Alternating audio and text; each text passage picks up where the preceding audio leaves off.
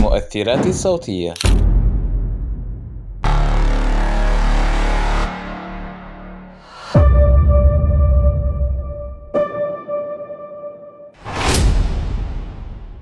المؤثرات الصوتية هي جزء أساسي من الإيديت، ولهذا في فيديو اليوم راح نتكلم قليلا عن أهمية المؤثرات الصوتية، وراح نشرح شرح بسيط عنها في كاب كات. من أهم الأشياء اللي بتتواجد في الإيديت هي المؤثرات الصوتية. دعني أعطيكم مثال. في الشرح الأول حيكون بدون مؤثرات صوتية، وفي الشرح الثاني حيكون مع مؤثرات صوتية.